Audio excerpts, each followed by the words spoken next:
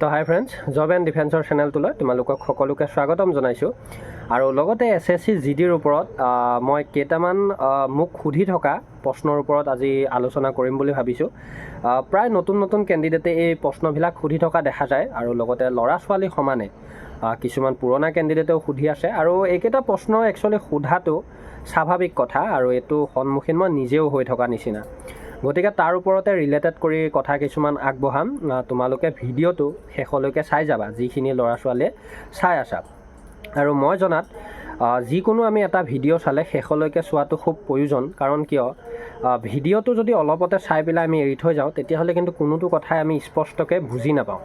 লাগে তাত মই ভুলকৈ কওঁ বা শুদ্ধকৈ কওঁ, কিন্তু লাষ্টলৈকে চালেহে হয়তো আমি কথাখিনি বুজি পাওঁ। গতিকে মই এটাই ক'ব বিচাৰোঁ, লাষ্টলৈকে সকলোৱে চাবা। এতিয়া প্ৰথম কথাটো যদি কওঁ, মোক বহুখিনি কেণ্ডিডেটে এইবাৰ সুধি আছে, ডেইলি ফোন আহে মোলৈ, 3-4টা ফোন থাকেই কমতে। মানে যে দাদা, এইবাৰ আপোনাৰ মতে ফিজিকেল মেডিকেলৰ এক্সপেক্টেড কাট অফটো কিমান যাব পাৰে? যোৱাবাৰতকৈ বেছি থাকিব নে কম থাকিব? এতিয়া চোৱা, প্ৰথম কথা হ'ল, এই প্ৰশ্নটো তোমালোকে যেনেকৈ মোক সুধিছা, মোৰো কেতিয়াবা লাগে যে মই কাৰোবাক সোধোঁ নেকি, বা মই ডাঙৰ কিছুমান চেনেলৰ লগত যোগাযোগ কৰোঁ নেকি, সোধোঁ নেকি। কাৰণ কিয় লাগে? কাৰণ চোৱা, আমাৰ সকলোৰে এটা মন থাকে যে আমি যদি ফিজিকেল বা মেডিকেলৰ কাট অফটো অহাৰ পিছত আমাৰ হাতত 20-25 মাৰ্ক এটা থাকি যায় বেছিকৈ, হয়তো আমি চাকৰিটো পাম। গতিকে এইটো কথা তোমালোকৰে নহয়, মোৰ লগতো ঘটি আছে, বা ময়ো সেইটো উপলব্ধি কৰোঁ। মই বেলেগৰ নিচিনা নহয়। কাৰণ চোৱা, মই আনুমানিক এটা কাট অফ কৈ দিয়া মই মানুহে নহয়, আগতো মই তেনেকৈ কোৱা নাই, আৰু ক'বলৈ নিজৰে ভয় লাগে। কাৰণ কিয়, মই আজি কৈ দিম, মোক বিশ্বাস কৰি তোমালোকে সকলোৱে সপোন দেখি থাকিবা, আৰু সপোনটো পটককৈ ভাঙি যাব পাৰে। গতিকে সেইটো মই নকৰোঁ। প্ৰথম কথা চোৱা, মই এটা কথা তোমালোকক ক'ব বিচাৰোঁ যে আমি যদি এফালৰ পৰা চাবলৈ যাওঁ যে যোৱাবাৰ আমাৰ প্ৰতিটো কাষ্টৰে ফিজিকেল মেডিকেলৰ কাট অফ কিমান গৈছিল, সেইটো কথা আমি প্ৰত্যেকেই জানো। আৰু যিসকল নতুন কেণ্ডিডেট তেওঁলোকে নাজানিব পাৰা, বা যিসকলে নোচোৱা তেওঁলোকে নাজানিব পাৰা, আৰু যিসকলে নাজানা তেওঁলোকে যদি অফিচিয়েল ছাইডত এতিয়াও যোৱা, ফিজিকেল মেডিকেলৰ কাট অফ লিষ্টখন এতিয়াও পাই যাবা। আৰু লগতে যিসকলে নাজানা, মোক যদি সোধা ময়ো কৈ দিব পাৰিম চাই পেলাই। গতিকে এতিয়া মই এটা কথা কওঁ, শুনা। আমি দুটা হিচাপে ভাবি ল'ব পাৰোঁ, যে এটা কথা আমি ভাবি ল'ব পাৰোঁ, যদি আমাৰ যোৱাবাৰতকৈ কাট অফ কম থাকে, তেতিয়াহ'লে কিমান কম থাকিব। চোৱা, আমি জানো যে এতিয়া আমাৰ এভাৰেজ মাৰ্কবিলাক যদি আমি চাবলৈ যাওঁ, 80 to 90 ভিতৰত বেছি আছে, হয়নে? মানে এভাৰেজ বুলি ক'লে 80, মানে আমি মাজৰ কথাটো কৈছোঁ।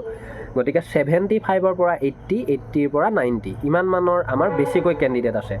গতিকে আমি যদি সেই হিচাপে চাবলৈ যাওঁ, মানে যোৱাবাৰৰ কাট অফতকৈ ধৰিলে কম থকা বুলি যদি আমি ক'বলৈ যাওঁ কিবা এটা কাৰণত, তেতিয়াহ'লে খুব বেছি কিমান কম থাকিব? 2-3, তাতকৈতো বেছি কম নাথাকে। আৰু তাতকৈ বেছি কম থকা মানে কি, আমাৰ কাৰণে প্লাছ পইণ্ট।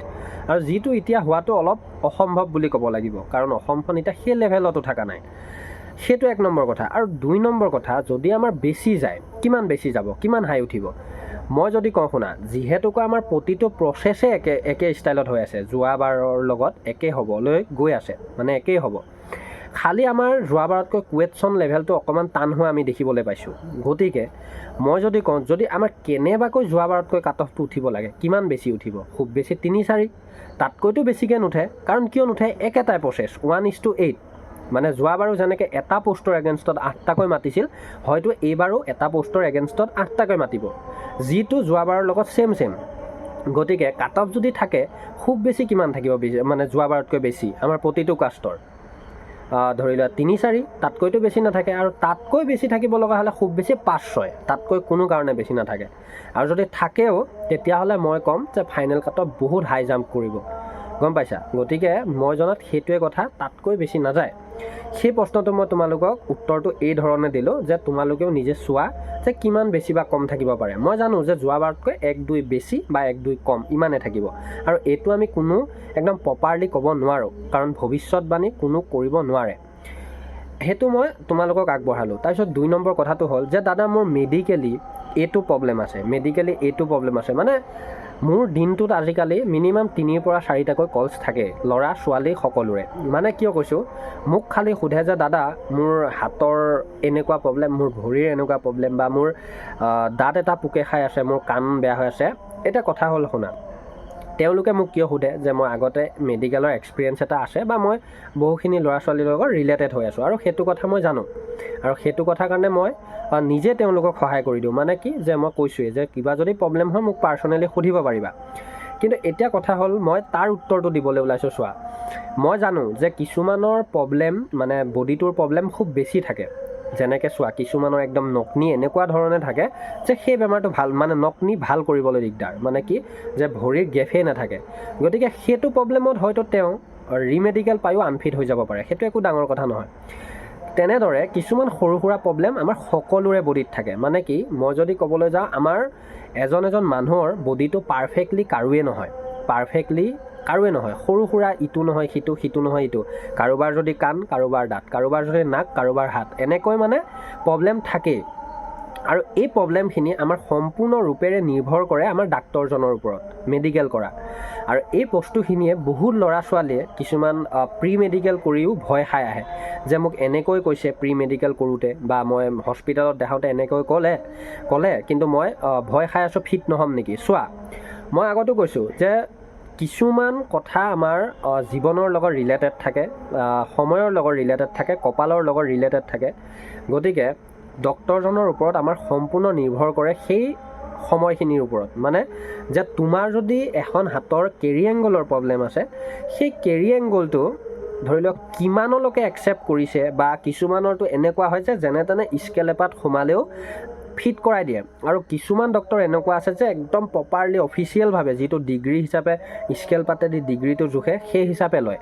আৰু কিছুমান ডক্তৰ এনেকুৱাও আছে যে অলপ চালে জাষ্ট চাই পেলাই ল'ৰাটোক ফিট কৰাই দিলে। গতিকে এইটো সম্পূৰ্ণৰূপে নিৰ্ভৰ কৰে সেই ডাক্তৰজন আৰু সময়ৰ ওপৰত আৰু তোমাৰ লাকৰ ওপৰত। গতিকে মই এটাই কথা কওঁ, তোমালোকে নাভাবিবা যে মোৰ বডিটোৰ এনেকুৱা এটা সমস্যা, মোৰ ভৰিখনৰ এনেকুৱা এটা সমস্যা, হাতৰ এনেকুৱা এটা সমস্যা। মই জানো, মই আগতো কৈছোঁ যে আমাৰ বডিৰ কাৰোবাৰ নহয় কাৰোবাৰ সৰু সুৰা ইটো নহয় সিটো প্ৰব্লেম থাকে, কোনো প্ৰপাৰলি ফিট হৈ নাহে। মই মানে এইটোকে ক'ব বিচাৰিছোঁ যে প্ৰপাৰলি একদম দেহটো একদম ভগৱানে চজিছে তেনেকৈ ফিট হৈ আহিছোঁ, সেইটো নহয়। ডক্তৰে বহুখিনি কথা তোমালোকক নজনাই তেনেকৈ একচেপ্ট কৰিয়ে ফিট কৰি দি পঠিয়ায়, আৰু আমি ভাবোঁ যে আমি প্ৰপাৰলি ফিট, সেইটো নহয়। কিন্তু যাৰ ধৰি লোৱা বেছি আছে, প্ৰব্লেমটো বেছি, সেইখিনি কি কৰে ৰিমেডিকেল বা আনফিট কৰাই দিয়ে। আৰু তেতিয়া তেওঁলোকে ভাবি লয় যে আমাৰ বহুত কিবা ডাঙৰ প্ৰব্লেম আছে, কিন্তু তেওঁলোকৰো বেছি প্ৰব্লেম নাই, খালি তেওঁলোকৰ ক'ৰবাৰ অকামিলাৰ বাবে তেওঁলোকৰ তেনেকুৱা হৈছে। গতিকে মই এই দুটা টপিকৰ ওপৰত সৰুকৈ ভিডিঅ' এটা দিলোঁ। আৰু বাকীটো মই ডকুমেণ্টছৰ ওপৰত সেইদিনাখন মই EWS আৰু OBCৰ কাৰণে দিলোঁৱেই। SC আৰু STৰ বাবে মই ডকুমেণ্টছৰ ওপৰত দিম বাৰু, কাৰণ কিয় ST আৰু SC ইমান ডকুমেণ্টছৰ কথা নাই। গতিকে মই সেইখিনি কাষ্টৰ ওপৰতো দিম। ভিডিঅ'বিলাক চাবা, আৰু যিসকল নতুনকৈ আহিছা মই আগতো কৈছোঁ ছাবস্ক্ৰাইব কৰি জড়িত হৈ ল'বা, কাৰণ আধৰুৱাকৈ ভিডিঅ'টো কেতিয়াবা তোমালোকৰ তালৈ যায়, চোৱা, ভাবা যে পিছত চাম, কিন্তু ছাবস্ক্ৰাইব কৰি নোথোৱাৰ কাৰণে তোমালোকে পিছত ভিডিঅ'বিলাক নোপোৱা। চ' ছাবস্ক্ৰাইব কৰি জড়িত হৈ ল'বা জব এণ্ড ডিফেন্স চেনেলটোৰ লগত। গতিকে ধন্যবাদ। এই সৰু টপিক দুটাৰ ওপৰত মই ভিডিঅ'টো দিলোঁ, আৰু লগতে মই এইকেইদিনত লাইভত আহি আছোঁ, তেতিয়ালৈকে জড়িত থাকিবা।